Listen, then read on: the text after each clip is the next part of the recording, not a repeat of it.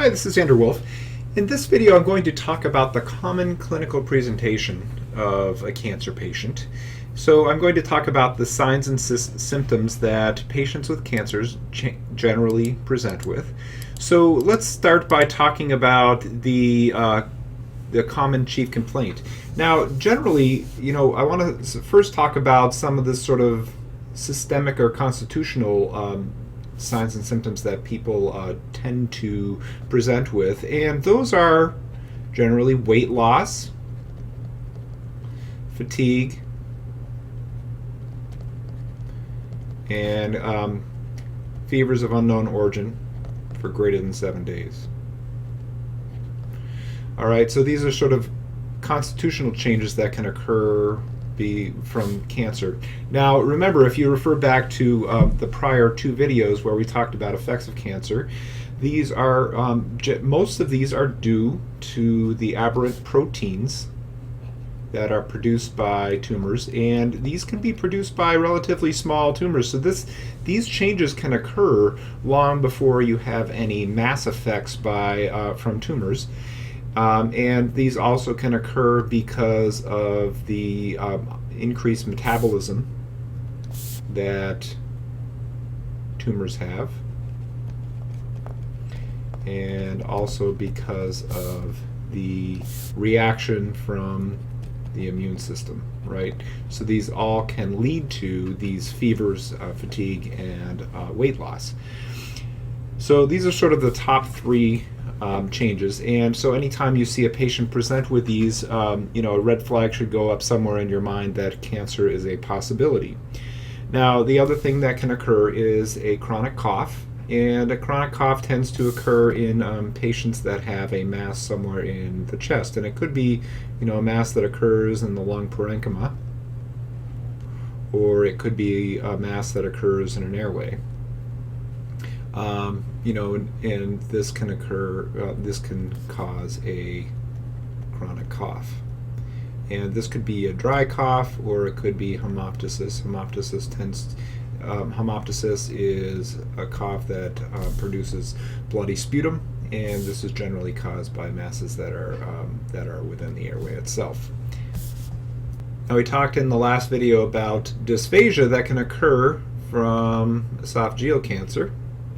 Draw a little picture of the esophagus and the stomach, and remember how we talked about it's common particularly for an esophageal adenocarcinoma to occur in the distal esophagus, and this can lead to dysphasia, which is difficulty swallowing, right? Okay. Now, another common presentation is pain. And pain, oftentimes headache pain can occur because of masses within the head, within the brain vault. And very commonly, there are masses that are due to spinal mets that can cause lower back pain. Now, this can be very difficult to distinguish because lower back pain is one of the top three presentations for chronic complaints to a primary care doctor. And most patients with lower back pain, it's caused by a benign condition, non-cancerous. But always sort of have in the back of your mind that that cancer is a possible diagnosis, because it is very common for patients to have, for cancer patients to present for the first time with spinal mets because of cancer. So always sort of keep it in the back of your mind, particularly if that lower back pain is coexisting with weight loss, fatigue, or fever, some of these constitutional symptoms.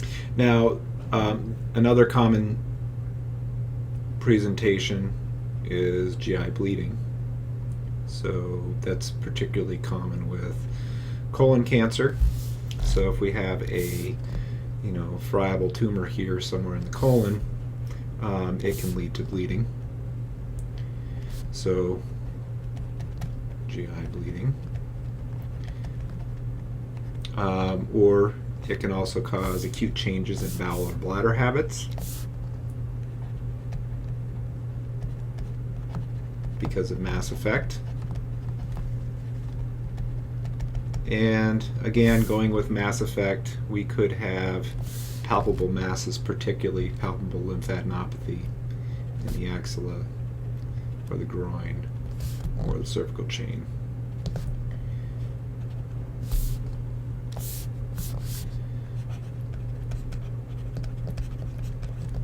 Palpable lymphadenopathy.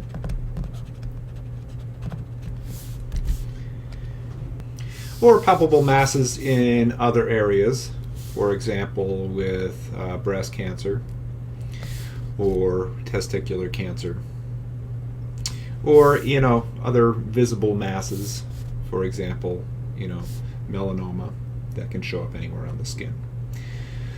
Okay, so those are sort of the common symptoms that signs or symptoms that patients will present with in cancer.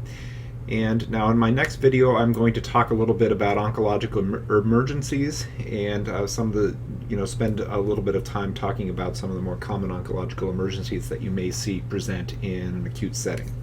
I'll see you there.